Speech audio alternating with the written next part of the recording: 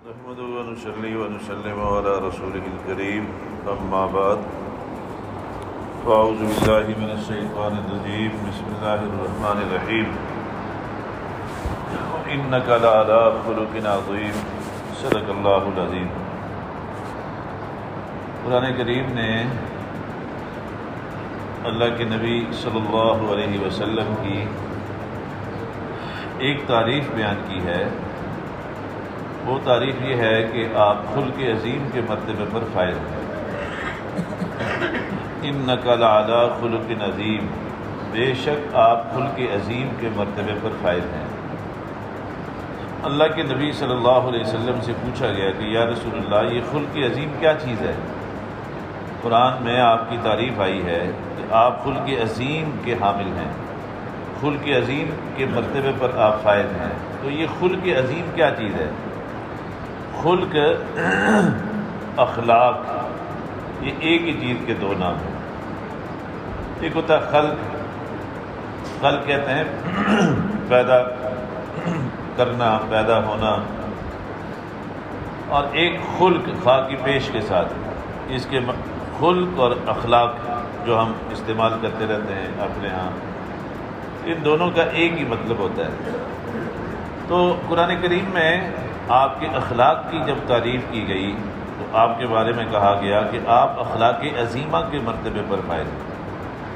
تو صحابہ نے پوچھا یا رسول اللہ، یہ خلق عظیم کیا چیز ہے؟ اخلاق عظیمہ کیا چیز ہے؟ آپ نے فرمایا کہ 4 باتوں کا نام خلق عظیم ہے۔ کتنی باتوں کا نام؟ 4 باتوں کا نام۔ دیکھو، آج اس امت کی تباہی، بربادی، ذلت اور پستی کی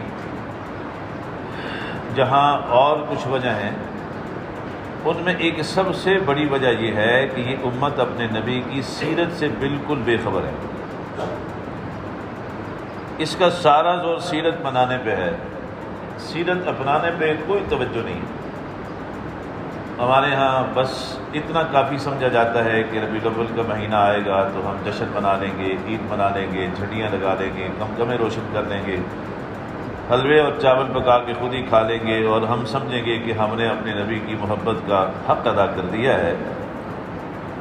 یہ ایک اس امت کا بہت بڑا المیہ ہے۔ اس امت کو اپنے نبی کی سیرت کا پتہ ہی نہیں ہے، اور پھر ستم بالائے ستم یہ ہے کہ پتہ نہیں اور پتہ کرنے کے لیے تیار بھی نہیں ہے۔ بھئی ہم اپنے نبی کی سیرت کو پڑھیں، ہم اپنے نبی کی سیرت کو سنیں، ہم اپنے نبی کی سیرت کے بارے میں تحقیق کریں کہ ہمارے نبی کی سیرت کیسی تھی، ہمارے نبی کا اخلاق کیسا تھا، آپ کی جو زندگی تھی وہ کیسی تھی۔ کیونکہ آپ جو دنیا میں تشریف لائے ہیں وہ دنیا کے لیے ایک رول ماڈل کی حیثیت سے آیا، اور پوری دنیا کے لیے آپ صلی اللہ علیہ وسلم ایک سب سے بہترین جو آئیڈیالوجی ہے، سب سے بہترین، تو آپ اس کے طور پر اس دنیا میں تشریف لائے ہیں، اور اس لیے آئے کہ ساری دنیا آپ کی سیرت کا اتباع کرے۔ اب جب ہمیں سیرت کا پتہ نہیں ہوگا تو ہم سیرت کا اتباع کیسے کریں گے؟ اس لیے اللہ کے نبی کی سیرت کو سیکھنا، پڑھنا، یہ ہمارے اوپر فرض کا درجہ رکھتا ہے۔ ہم جس نبی کی امتی ہیں، اگر ہمیں اپنے نبی کی سیرت کا ہی پتہ نہیں ہوگا تو مجھے بتاؤ نا، ہم نبی کو فالو کیسے کریں گے؟ نبی کی سیرت کا پتہ ہوگا تو ہم اس کا اتباع کر سکیں گے۔ جب ہمیں پتہ ہی نہیں ہمارے نبی کی سیرت کیا ہے تو پھر ہم اس کا اتباع کیسے کریں گے؟ اس لیے نبی کی سیرت کا جاننا بڑا ضروری ہے، بہت ضروری ہے۔ اس میں اس وقت امت بہت ہی دور ہے، اس معاملے میں بہت دور ہے۔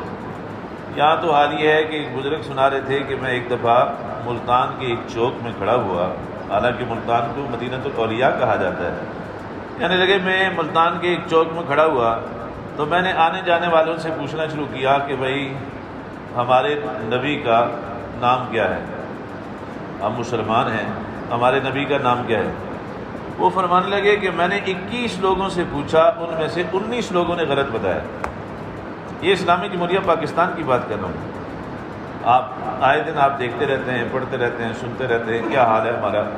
وضو کے فرائض کا نہیں پتہ، غسل کے فرائض کا نہیں پتہ، جی نماز کے فرائض کا نہیں پتہ، سورۃ الفاتحہ تک نہیں آتی، سورہ اخلاص تک نہیں آتی۔ جن لوگوں کو ہم اپنا نمائندہ بنا کے اسمبلیوں میں بھیجتے ہیں، آپ ان کے ماشاءاللہ کارنامے دیکھتے رہتے ہیں، اور ان کا جو علمی مبلغ ہے وہ بھی آپ دیکھتے رہتے ہیں۔ اخلاص تک بیچاروں کو نہیں آ رہی ہوتی۔ یہ ہمارے نمائندے ہیں جو ہمیں ریپرزینٹ کر رہے ہوتے ہیں، ہمارے ملک میں بھی اور پوری دنیا میں بھی ہماری نمائندگی کر رہے ہوتے ہیں۔ اسلامی جمہوریہ پاکستان کے منتخب جو نمائندے، ان کا یہ حال ہے، تو یہ ہماری بدقسمتی ہے۔ اس لیے نبی کی سیرت کو جاننا ضروری ہے، کیونکہ جب تک نبی کی سیرت کو آپ نہیں جانیں گے تو نبی کا اتباع کیسے کریں گے؟ تو صحابہ کرام اس بات کے بڑے شوقین تھے، وہ ایک ایک بات کو نوٹ کرتے تھے، ایک ایک بات۔